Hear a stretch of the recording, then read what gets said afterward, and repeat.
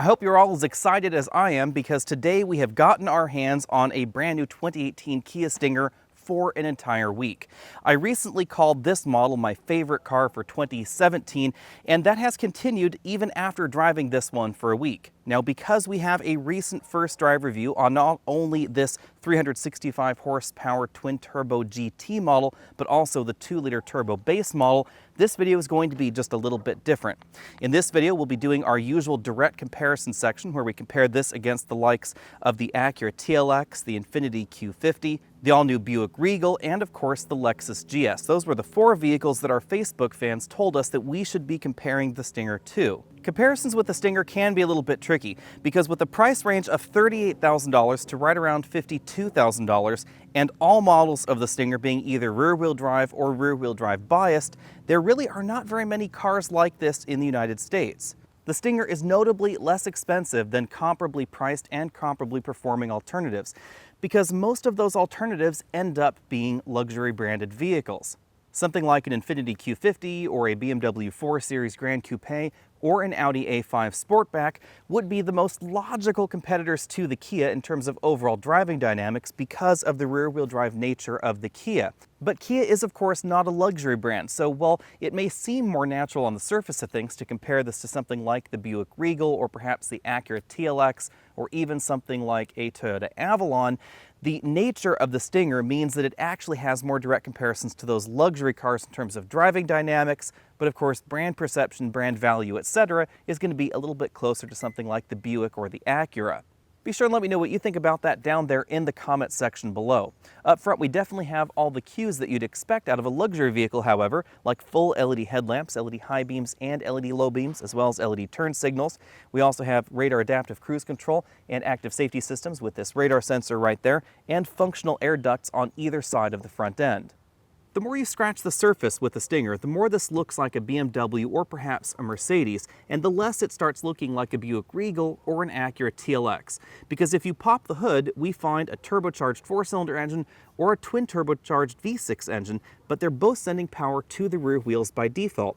And that means that the bulk of this engine is located behind the front axle. That's quite different than what we see in the Lexus IS, the Acura TLX, the Lincoln MKZ, or the Buick Regal. Those are front-wheel drive-based vehicles, so the engine is sitting across the engine bay and it's almost entirely in front of the front axle. That gives the Stinger a near-perfect 50-50 weight balance in some models. In fact, if you look a little bit closer, the front axle is right about here. The struts actually lean a little bit backwards, and that's why the front axle is just a little bit in front of that. And if you draw that line right across the engine bay here, you'll notice that only about the 2 front cylinders are in front of the front axle. Everything else is behind the front axle, and of course the 8-speed automatic is right about between the front passenger and driver's seats. It may seem unusual that Kia decided to make a rear-wheel drive performance-oriented 4-door sedan, but this vehicle was made possible by Hyundai and Kia's relationship. Hyundai and Kia have kind of an unusual arrangement. It is very difficult to describe, but it is a little bit less than, say, Buick and Cadillac, but definitely more than 2 completely unrelated auto brands like Mercedes or Infiniti. The long and short of it is that Hyundai and Kia both have access to communal engineering resources. So when Hyundai was developing their new Genesis G70 luxury sedan designed to compete with the likes of the BMW 3 Series or the Mercedes-Benz C-Class, Kia had access to basically the same parts bin, only instead of trying to make a luxury vehicle that would compete directly with the 3 Series or the Audi A4, etc., they decided to create the Stinger. The Stinger is notably larger than a 3 Series or an Audi A4, but it is still a rear-wheel drive performance vehicle. In many ways, the closer parallel for the Stinger is something like the Chevy Camaro to the Cadillac ATS, because the current generation Camaro is heavily based on the ATS, but it's not really trying to be a luxury 2-door vehicle, but it borrows all of those bits that make the ATS so good. In a similar vein, this also reminds me a great deal of a classic American muscle car, because the suspension is relatively compliant, but it definitely has an awful lot of power going to the rear wheels. The other thing that makes the Stinger a little bit different is that this is a liftback or a sportback or a fastback, whatever you want to call it, but we have a hatchback here instead of a traditional trunk. Front seat comfort is excellent in the Stinger, but the overall score varies depending on what you want to compare this to.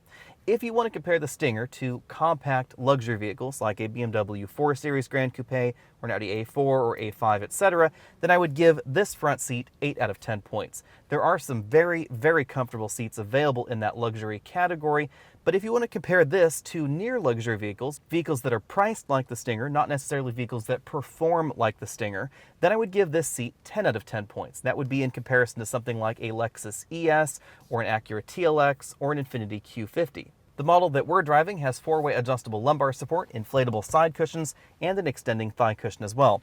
We also have a memory-linked power tilt telescopic steering column. These seats are more comfortable and more adjustable than the seats that we find in the TLX or in the Q50. Like the Infiniti or the Acura, but a little bit different than most of the mainstream luxury options, the front seat does not have the same range of motion as the driver's seat. The front seat does not get the extending thigh cushion, for instance, or the inflatable side bolsters, but it does still get the 4-way adjustable lumbar. Moving to the back seats, I'm going to give these 8 out of 10 points. Legroom is generous, sitting right here behind myself. I have about 3 or 4 inches of legroom left. If I move over to the right side of the vehicle, this front seat is all the way back in its tracks, and I can fit back here with about half an inch of legroom left. The front seat does move a little bit further back in its tracks than some of the competition. Legroom figures can be a little bit tricky to talk about, of course, because this front seat seems to move further back than it does in many of the competitors. And that may seem like it makes the rear seat a little bit cramped, but a 6'5" person could very comfortably sit up front with this seat moved further forward if they needed to, but it also means that someone with really long legs is going to be more comfortable in here than they would be in something like a Q50 or a TLX. Because of the sexy side profile of the Stinger, rear headroom does suffer a little bit. If I sit upright in this back seat, my head is touching the ceiling. I would have to slouch just a little bit in order to put my head back against the headrest. Now, even so, you will actually find less headroom in some of the more traditionally styled 4-door sedans in this segment, and we only have about half an inch less headroom back here than in something like the Q50. If rear seat accommodations are a main concern for you, then you will find more room back here in a Regal GS. That's because it's a front-wheel drive based vehicle, so the hood is a little bit shorter, the body is a little bit longer, and of course the vehicle is longer overall. And all that together gives us more room in the back.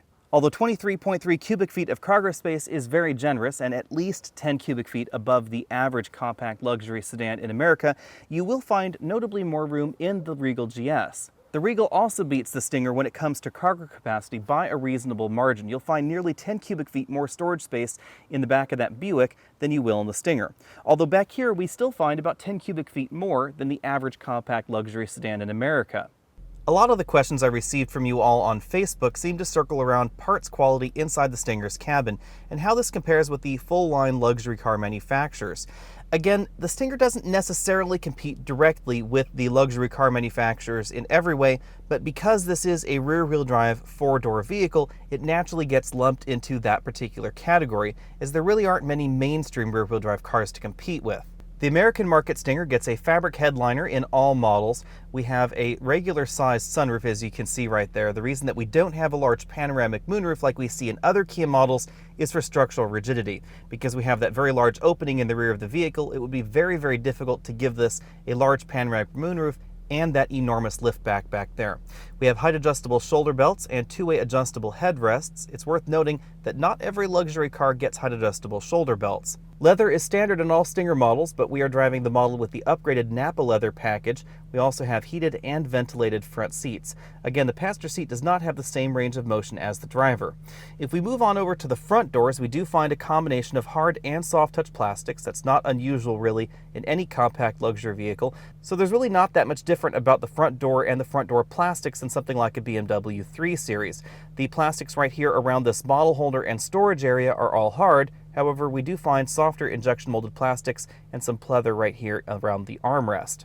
A number of you brought other reviews to my attention where the reviewer commented on mixed plastics quality. I think what they were talking about are the hard plastics that we find around the glove box and the lower portion of the dashboard. Again, this is actually not that unusual because you will find about the same kind of hard plastics inside the BMW 3 Series or the average compact luxury vehicle in America, because those manufacturers are also targeting base prices right down around $30,000, which is pretty much where the Stinger starts as well.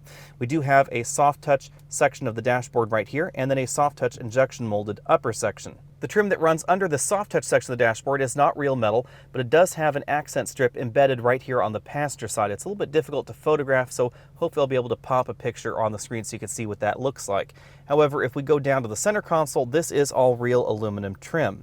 One of the areas that was cost cut from the American market Stinger is that we don't get a door over here for the cup holders, and we don't have a wireless charging mat inside this storage area, so instead we just have to have our cables hanging out right over here.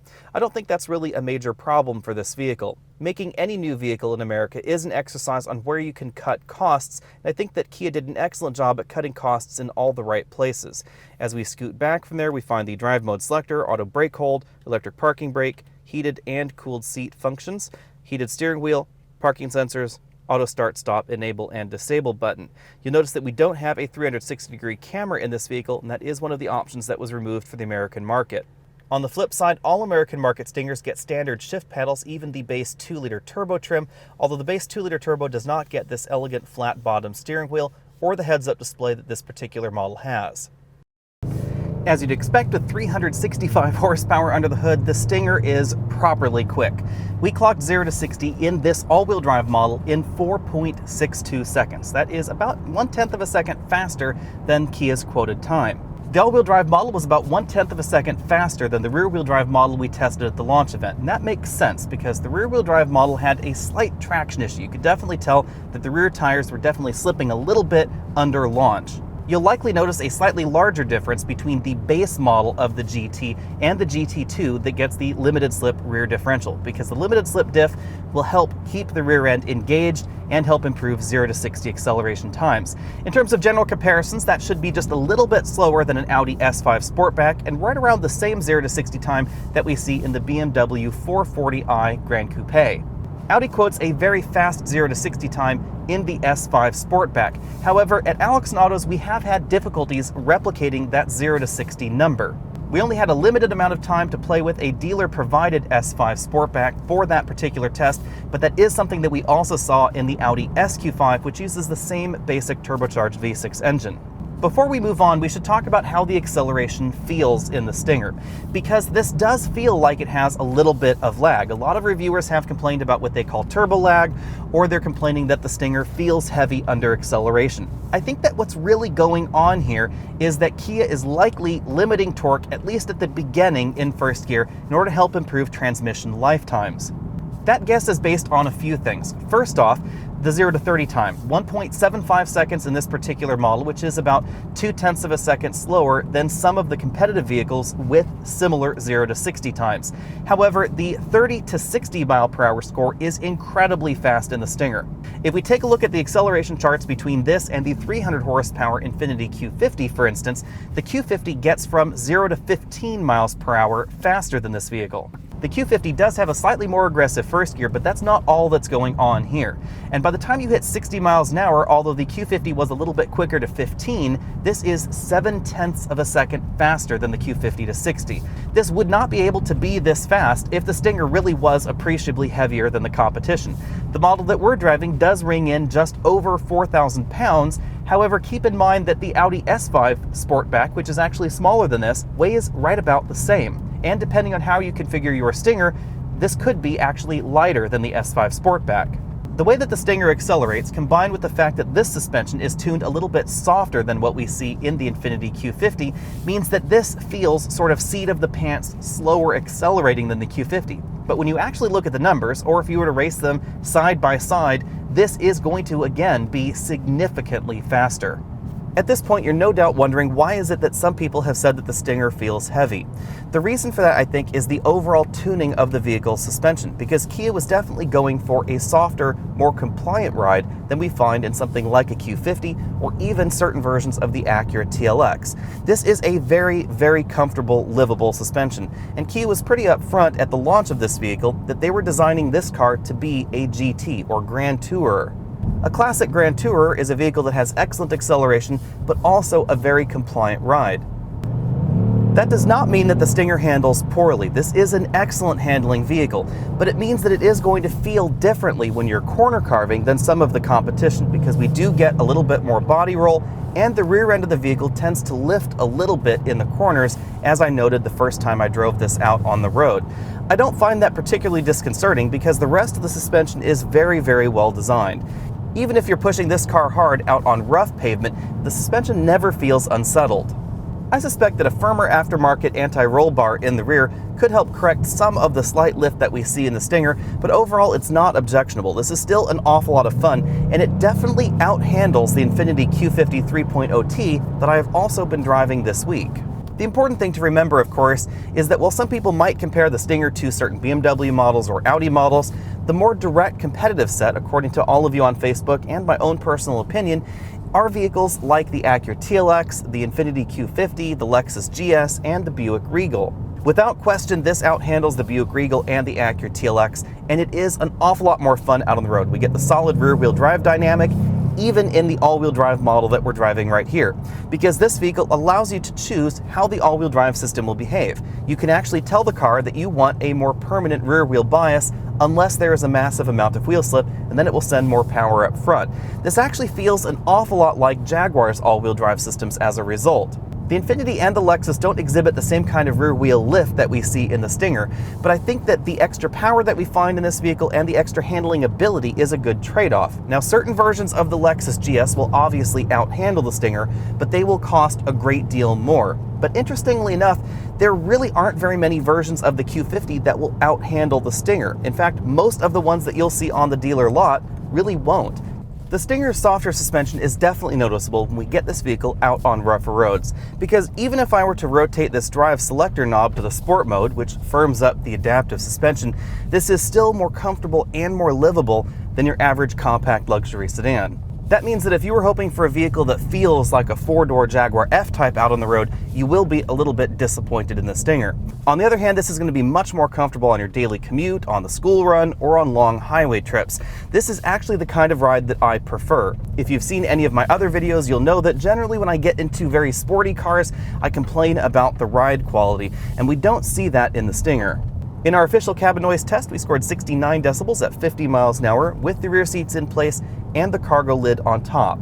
Now, if you fold down the rear seats, you do get a little bit more noise in the cabin, but the Stinger's cabin is surprisingly quiet, whether you're comparing this to more mainstream entries like the Acura TLX or the Buick Regal, or luxury entries like the Lexus GS or Infiniti Q50. As you'd expect, a 4,000-pound vehicle with permanent all-wheel drive and a 365 horsepower engine under the hood does end up being a little bit thirsty at the pump. We've been averaging about 20 miles per gallon in mixed driving in the Stinger, and if you start driving this hard, those fuel economy numbers can drop down into the teens. But that's pretty much to be expected from any of the twin turbocharged competition. Fuel economy has not exactly been Kia's forte over the years, but on the flip side, if you compare this to luxury vehicles in this segment, like the Infiniti Q50 or the Lexus GS, this is actually not going to be that far off the fuel economy in those other vehicles. In fact, this is almost exactly the same EPA average score that the Infiniti Q50 gets. For 2018, Kia has priced the Stinger very aggressively. The base model starts at $31,900, and that gets you a great deal of standard equipment, like front and rear parking sensors, the leather upholstery, Apple CarPlay, Android Auto, etc. That means that the base Stinger is within the reach of top-end trims of the Camry and Accord, and of course, Kia's own midsize family sedan. All-wheel drive can be added to any Stinger model for $2,200, and if you want to add Kia's latest active safety systems, you can add that to any package except the GT2 package for $2,000. The reason it's not available in GT2 is because it's standard in that model. As you work your way on up the trim level, it's worth noting that the base GT trim, which is the first model with the 3.3-liter twin-turbo V6, does not have exactly the same standard equipment as the base 2-liter turbo model. The other thing you need to keep in mind when looking at the trim levels in front of you is that the Stinger is sold very much like a mainstream vehicle in different trim levels.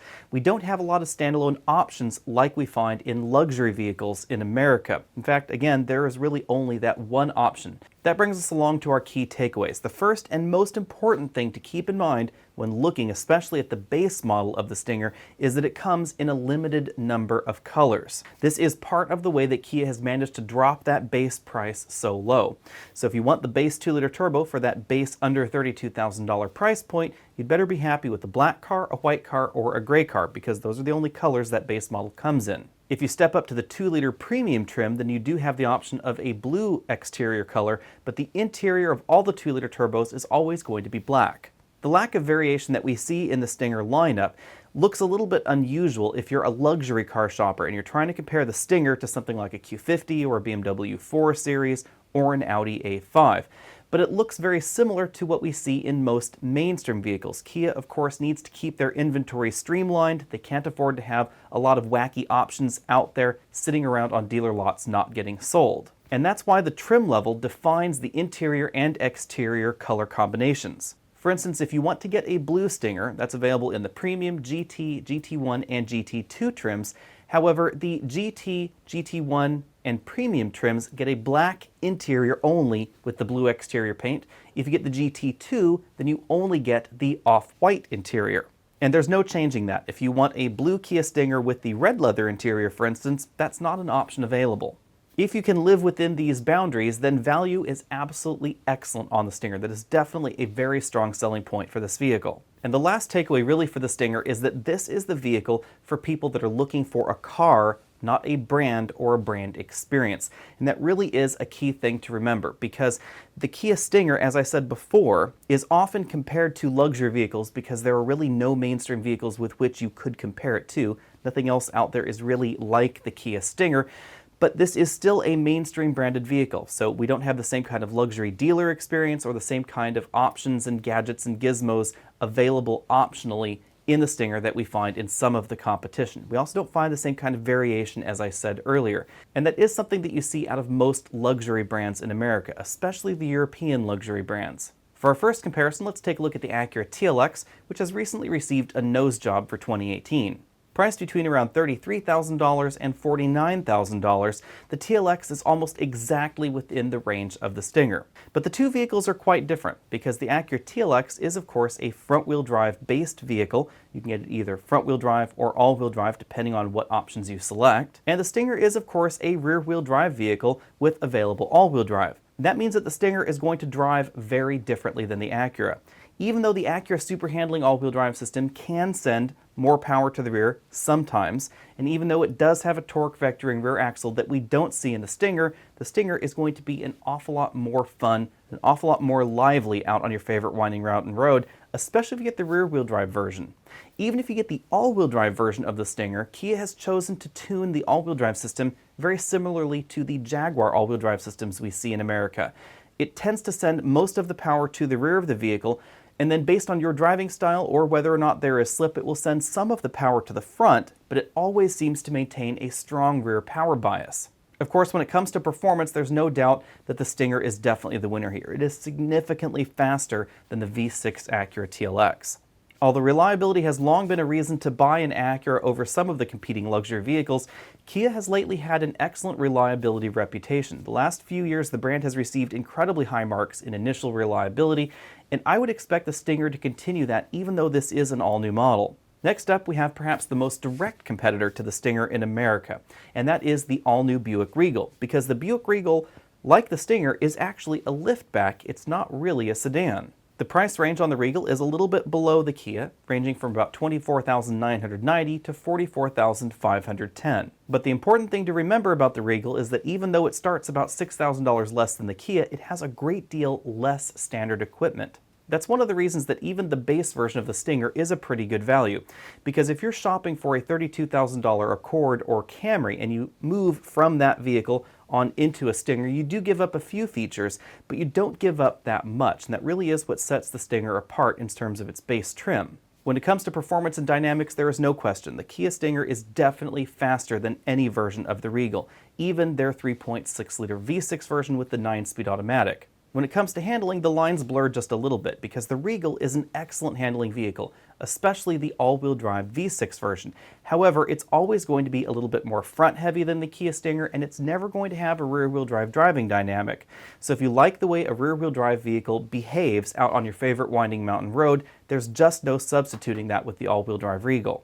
Next up, we have the Chrysler 300, quite a logical comparison to the Stinger in many ways. The Chrysler's price range runs from about $29,000 on up to about $45,000 depending on how you equip the 300. The Chrysler 300 and the Dodge Charger are of course closely related, so what I'm saying here really applies to the Dodge Charger as well. The important thing to remember with the Charger is that some trims are going to be a little bit less expensive than the Chrysler 300. The interior is not going to be quite as nice as the Chrysler 300, but you do have the availability of even more power in the Dodge. For the Chrysler, you have the choice between a 292 horsepower V6 or a 363 horsepower V8. If you moved on over to the Dodge, then you'd have a choice between some really powerful V8 engines over there if you wanted them. I've always had a soft spot for the Chrysler 300. It's big, it's brash, it's comfortable, it has a very accommodating back seat. And in terms of interior comfort, it wins over the Stinger when it comes to just the seats themselves, even though they're not quite as adjustable as what we see in the Stinger. Especially the back seat in the 300, it's a great place to spend your time. Like the Kia Stinger, the 300 is also tuned towards the softer side of things to give it a more comfortable highway ride. But the overall design of the Chrysler 300 makes it heavier than the Stinger, and that is noticeable out on the road. It definitely feels a little bit more ponderous, a little bit less engaging to drive. And of course, interestingly enough, you can't get all-wheel drive in the V8 Chrysler 300 anymore. There was a time when Chrysler offered that, but now if you want all-wheel drive, you can only get the V6 model. That means that there really is no corollary to the top-end trims of the Stinger with all-wheel drive. The interior in the Chrysler 300 is well done, especially if you get the top-end trim where Chrysler coats just about everything in leather. Unfortunately, that top-end trim is a little bit less cohesive in terms of design than what we see in the Kia, because we have the beautiful leather on the upper portions of the dashboard and the doors and other trim parts in the vehicle, but then below that we really find the same kind of hard plastics that we see in the rest of the Chrysler 300. On the upside, the 300 is going to be about $4,000 less expensive than the Stinger that we were driving this week, but on the downside, you'll find about $4,000 to $5,000 less equipment in the Chrysler as well. Next up, we have the Audi A5 Sportback, but in this section, you really could substitute something like a Mercedes-Benz C-Class or a BMW 4 Series, and the comparison would be largely the same. The A5 Sportback is going to be significantly more expensive than the Stinger. It'll range between $42,000 and $57,000, and that's for the base 2-liter engine in the A5. The A5 with the 2-liter engine is going to have a better 0 to 60 time than the Stinger with the 2-liter engine, but it really has no comparison with the 3.3-liter Stinger. Comparably priced, the Kia Stinger will out-handle, out-accelerate, out-brake, and generally outperform the A5. It's also going to be better equipped, roomier inside, more comfortable for passengers, especially in the back seat, and have a much bigger cargo area. That's logical, of course, because the Stinger is overall a larger vehicle. It's perhaps a little closer to the A7 in terms of overall size than the A5. But the A7 is, of course, considerably more expensive, and that's why we're talking about the A5 here. But again, it's not a luxury car. So obviously you're going to get a brand that has a very different kind of cachet going on than an Audi or a Mercedes or a BMW. You're also going to have a different brand experience because you're not buying your car at a luxury dealership where they treat you perhaps a little nicer, provide you with courtesy cars when you go and get your car serviced, etc. But you're going to save a considerable amount of money if you buy the Kia, and you're also going to have a longer standard warranty.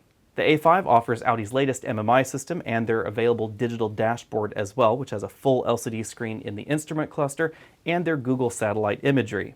However, those features will definitely cost you more. When attempting to configure an A5 Sportback the same way as our GT2 model was configured, you end up right around $57,000, and it's still going to be a full second slower than the Kia.